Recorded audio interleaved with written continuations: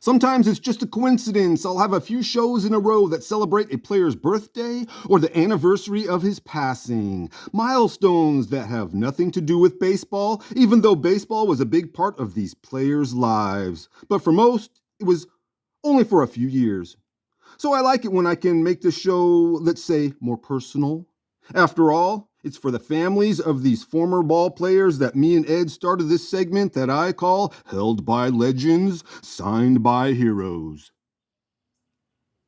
While doing research on one player, I'll come across another who is on my list of shows to do, like today's player. But he is one of those names on my list with a note saying he has no biography and baseball reference, meaning, unless I find an obituary, I have little to work with. And it's hard to write a person's story if you don't know what that story is.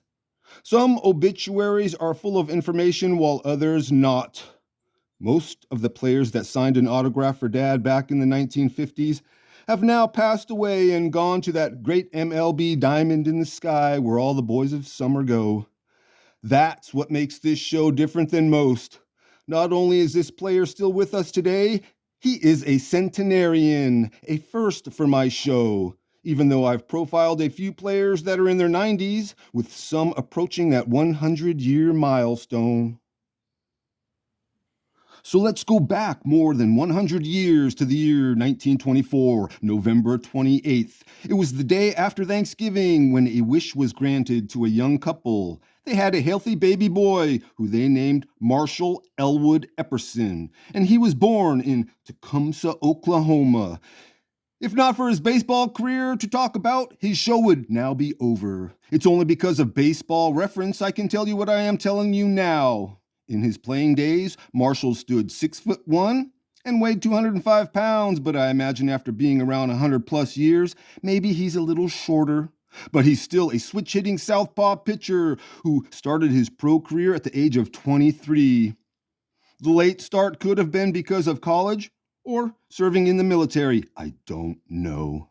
His first team was the Odessa Oilers, Class D in the Longhorn League, a league I've never mentioned, with some great team names, like the Sweetwater Swatters. Marshall didn't play in 1949, but is listed on the Odessa Oilers. He started in 1950 on the Lubbock Hubbers, Class C in the West Texas, New Mexico League, then sent back to the Oilers, who traded him to the Class D Vernon Dusters, also Longhorn League. Still with the Dusters for 1951, but they are now Class C and stayed with them all season, going 16-15. Starting 1952 with the Class B Waco Pirates Big State League, who I've mentioned a few times over the years. Marshall's record was 4-13 on that team. On that team was a 19-year-old LA boy named Lee Walls, who was a MLB All-Star and years later a World Series champion. Lee is the only notable MLB player that I found who Marshall was teammates with. Marshall finished the season going 4-4 with the Class B Laredo Apaches in the Gulf Coast League. He pitched all of 1953 with the Carlsbad Potashers, again Longhorn League, going 15-10, and his showing was good enough to start 1954 in the Pacific Coast League with the San Francisco Seals, pitched in 8 games, then sent down to the Visalia Cubs in the California League, where the poor guy went from a real good Seals team that went to the finals to Visalia, who lost 103 games, where Marshall's record was 9-8. Dad has a 1954 Seals scorebook that has Marshall listed, and he has signatures from 10 players that were on that team. And I saw a 1954 Seals team photo with Marshall and another old-time Seal who is still around and I just profiled, Reno Chesso, who is 96. Hopefully they will see my profiles, but I doubt it. How many people wake up every day and Google themselves to see if some hillbilly did a profile on their baseball career? Nowhere on the internet does it say Marshall played on the 1955 Seals, but he must have been, because he signed Dad's autograph book along with a bunch of other Seals and Cleveland Indians at an exhibition game at Seal Stadium sometime in March of 1955, before the regular season started. So after getting a chance to pitch in the high minors and not sticking with the Seals, it probably dawned on him that he's not going to the majors and maybe starting to reconsider continuing on with baseball, making only 5 appearances back again with the Lubbock Hubbers, who are now Class B. With most of the 1955 spent in Class C on the San Angelo Colts, going 18-8. And still with the Colts for 1956, who were promoted to Class B and now part of the Southwest League. Marshall finished that season and his career with the Carlsbad Potashers, one of 3 California teams he played for, with the Oklahoma boy playing much of his 8 seasons of pro ball in Texas. Marshall Elwood Epperson started 83 of his 253 appearances and pitched 71 complete games and had 17 shutouts with an overall record of 73-64. Now, this is something I've never done. Break down a pitcher's record by class. Most of his career was in Class B and Class C. His record in Class C was on the plus side, 64-45. His record in Class B was on the negative side, 8-18. And during his short time in the Pacific Coast League, he did not get a win. Each class of ball you go up, the players are so much better. Too bad I can't tell you more about Mr. Epperson's cup of coffee with the 1954 Seals or anything about his life after baseball. But at least now his autograph and name will be on the internet and usually show up on Google searches. I figure this is the best way for me to thank a southpaw pitcher from Oklahoma for taking a minute back in 1955 and signing Dad's autograph book. And by doing these player profiles, it's one way to catalog all the autographs Dad has. And by having it documented and researched, it just might save a family member in the future from getting ripped off by a shyster dressed in black, wearing a top hat and sporting a thin mustache that he constantly twists as he says, "The autographs are all fake." It's nice when I find examples online of a player's autograph that matches up with Dad's.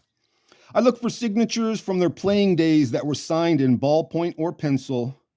You can sometimes find autographs of these unknown players for sale online, and most are game day autographs from back in the 50s, like all of Dad's.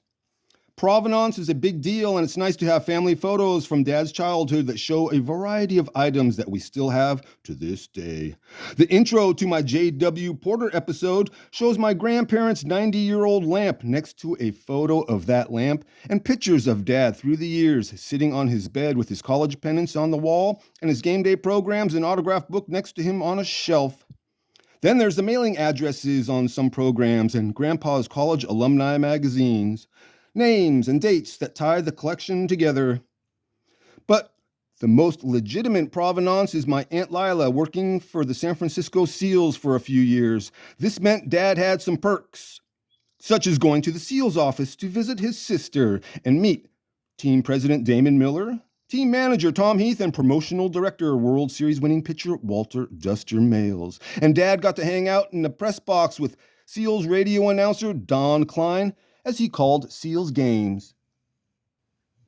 Recently, while researching Seals players who went with Lefty O'Doul on his 1949 tour of Japan, this had me looking deeper into Seals history, and I made a really interesting discovery about my family that is not just a story somebody wrote about, but a documented transaction that is public record from 1953.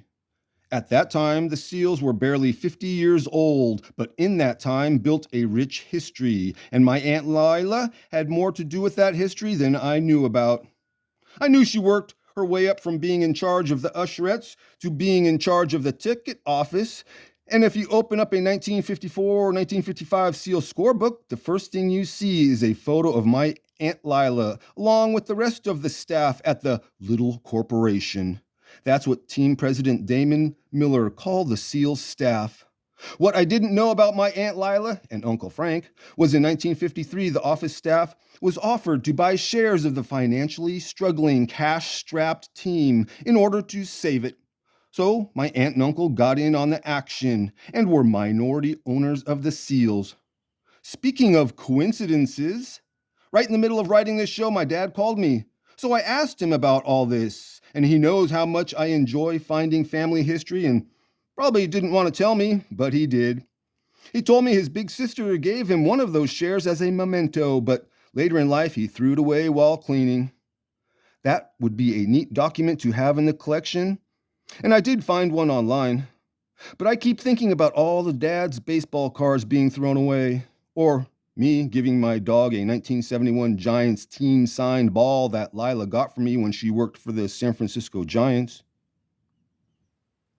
Some people downsize their collections in different ways, whether it's useless piece of paper or a box of baseball cards. In my case, donating a team signed ball to my dog because after years of looking at that ball, I couldn't find Willie Mays' signature on it. Knowing what I know now about Willie's autograph and what it looks like, it's no wonder I couldn't find it. All the other Giants were on that ball, and I should have known my Aunt Lila wouldn't have given me that ball without the Say Hey Kids autograph on it.